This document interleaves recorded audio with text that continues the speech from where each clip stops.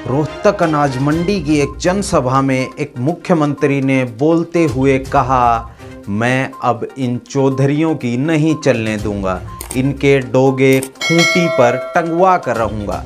मगर मुख्यमंत्री को नहीं पता था जल्द ही उसकी सरकार गिरने वाली है।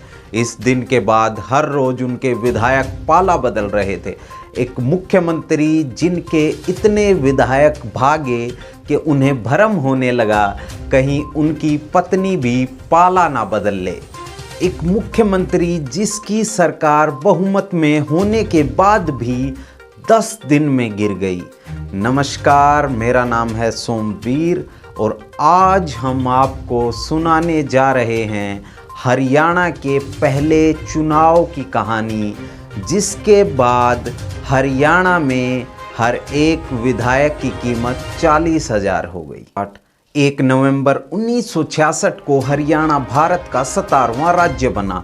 62 सीटों वाले हरियाणा प्रदेश में कांग्रेस पार्टी ने बहुमत होने के चलते अंतरिम सरकार बनाई।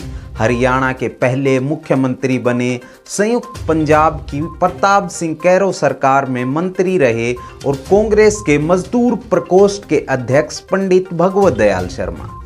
मगर ज़्यादा दिनों तक पंडित जी इस पद पर नहीं रह सके और फरवरी 1967 में देश में चुनाव की घोषणा हो गई।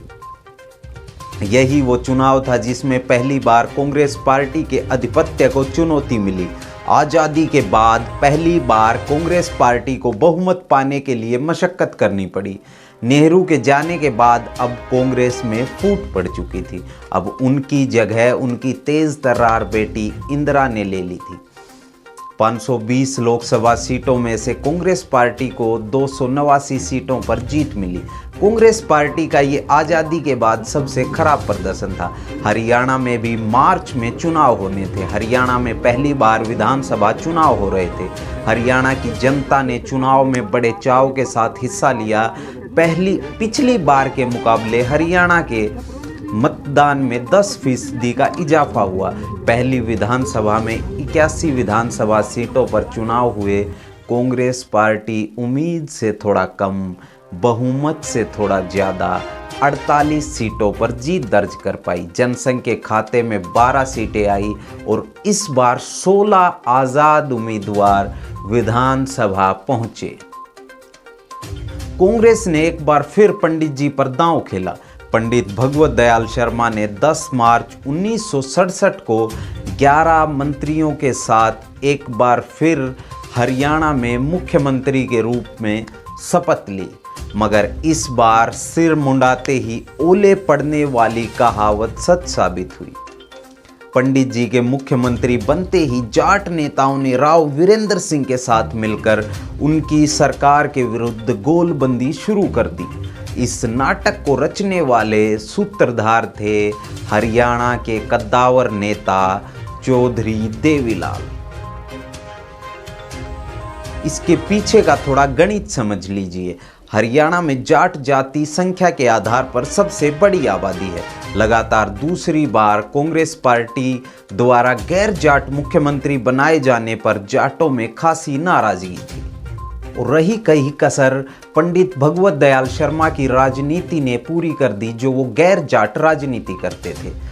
रोहतक की एक जनसभा में जब उन्होंने बोलते हुए कहा, जाटों की ओर इशारा करते हुए कहा, अब मैं इन चौधरियों की नहीं चलने दूंगा, इनके डोगे खूंटी पर टंगवा कर रहूंगा। मगर पंडित जी को नहीं पता था अब की बार उनका ही डोगा खूंटी पर टंगने वाला है। शपथ ग्रहण के एक सप्ताह बाद 17 मार्च 1967 को पंडित जी की सरकार को झटका लगा।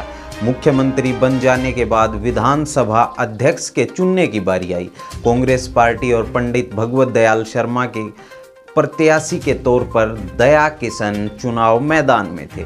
वहीं नए बने संयुक्त मोर्चे की तरफ से राव तुलाराम के वंशज दक्षिणी हरियाणा के अहीर बेल्ट के कद्दावर नेता राव वीरेंद्र सिंह चुनाव लड़ रहे थे।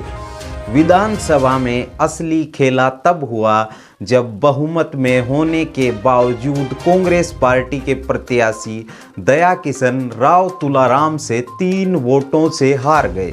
दया किशन के खाते में 37 विधायकों ने वोट किया। वहीं संयुक्त मोर्चा के प्रत्याशी को 40 विधायकों के मत पाकर विधानसभा का अध्यक्ष बनाया गया।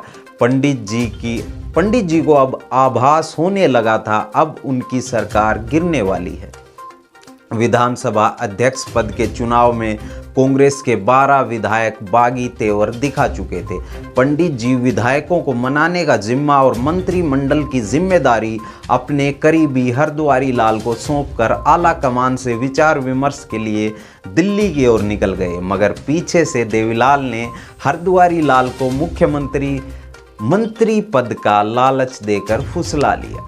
हरद्वारी लाल 3 मंत्रियों के साथ अगले दिन ही इस्तीफा देकर संयुक्त मोर्चा की नाव में सवार हो लिए।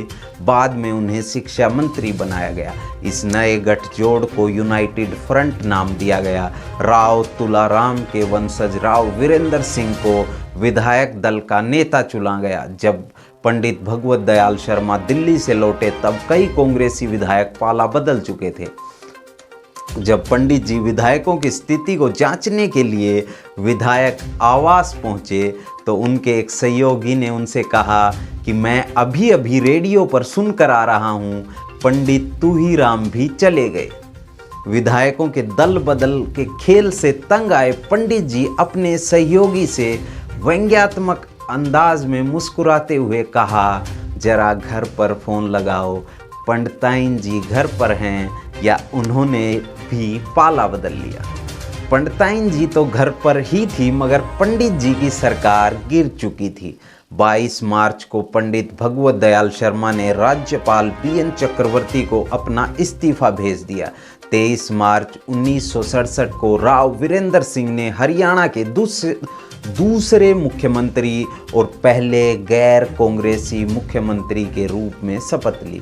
राव साहब की सरकार को जनसंघ, स्वतंत्र पार्टी और कांग्रेस के बागियों समेत 16 निर्दलियों का समर्थन प्राप्त था। राव वीरेंद्र सिंह के मंत्रिमंडल में 15 विधायकों को जगह मिली और बचे हुए विधायकों को मलाईदार पद बांटे गए।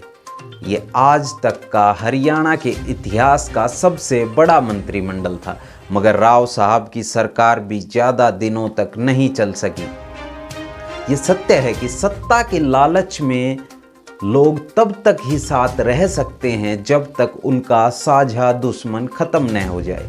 फिलहाल से अदावत के चलते 8 महीने विधायकों के दल बदल के खेल से तंग आकर राव वीरेंद्र सिंह को 20 नवंबर 1967 को इस्तीफा देना पड़ा और फिर हरियाणा में लगा राष्ट्रपति शासन। अगले अध्याय में कहानी एक युवा वकील की जो दिल्ली के 12 अकबर रोड पर नेताओं की चाकरी करते करते सूबे का मुख्यमंत्री बन गया। कहानी उस मुख्यमंत्री की जो हरियाणा का विकास पुरुष कहलाया और फिर तानाशाह हो गया। उस मुख्यमंत्री की जिसने बीच रास्ते में देवीलाल को अपनी कार से उतार दिया। यानी हरियाणा की सियासत की जो पल में माशा पल में तोला होती है, सिर्फ और सिर्फ द पंचायत टीवी पर। और इस प्रकार की दिलचस्प कहानियाँ पढ़ने के लिए आप जा सकते हैं हमारी वेबसाइट पंचायत.in पर। शुक्रिया।